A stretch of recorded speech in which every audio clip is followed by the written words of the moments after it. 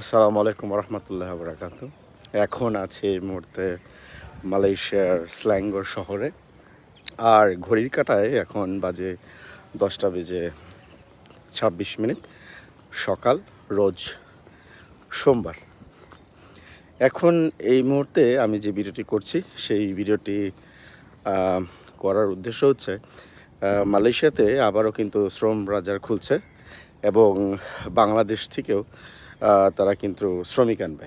আর যতটুকু জানা যাচ্ছে তথ্য উপাত্তের মাধ্যমে বাংলাদেশ থেকে যেসব লোকগুলো কলিং ভিসায় এই মালয়েশিয়াতে প্রবেশ করেছে সেই সব মানুষগুলো বা যারা অধিক টাকার পরিমাণে এই মালয়েশিয়াতে তারা বা প্রবাসী হিসাবে আগমন ঘটিয়েছেন, তাদের কিন্তু এখন সার্বিক অবস্থা তত ভালো নয়।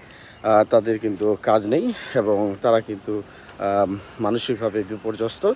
এবং সেই ক্ষেত্রে 2025 সালে যা হতে পারে সেটা হচ্ছে তারা যে কাগজ করবে বা তাদের যেই ভিসা করার জন্য, পারমিট করার জন্য যে টাকা বা অর্থের প্রয়োজন হবে, সেই ক্ষেত্রে কিন্তু তারা অর্থের যোগান নাও দিতে পারে এবং সেই অনুযায়ী বা সেই সূত্র অনুযায়ী তারা কিন্তু অবৈধ বলে গণ্য হবে। এবং এই মালয়েশিয়াতে যারা অবস্থানরত যেসব কর্মীরা রয়েছেন তাদের ক্ষেত্রে কিন্তু আরও বেশি একটু কাজ পাওয়া নিয়ে আরেকটু বেশি কিন্তু আসলে প্রবলেম বা সমস্যা হয়ে যেতে পারে।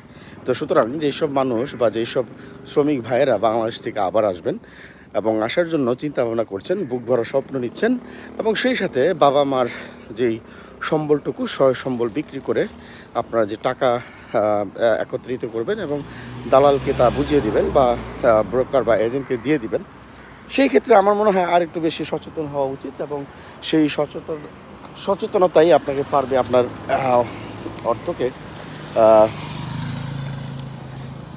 অর্থকে আসলে সঠিকভাবে মূল্যায়ন করার ক্ষেত্রে কিন্তু আপনাকে কিন্তু চিন্তা ভাবনা করতে হবে। যেহেতু আপনি আপনার বাবার সয় সম্বল, যেমন ধরেন আপনার অর্থ যেভাবে যোগান করবেন সেটা হচ্ছে হয়তো বাড়ি বিক্রি করবেন বা বন্ধক রাখবেন বা আপনার মার গহনা বিক্রি করে তারপর কিন্তু আপনি মালয়েশিয়াতে এই এজেন্টদেরকে টাকাটা দিবেন। তো সুতরাং এই ব্যাপারে আপনাদেরকে আরও বেশি সচেতন হতে হবে এবং সঠিকভাবে আসার জন্য সঠিক ব্যক্তিকে আসলে বেছে নিতে হবে।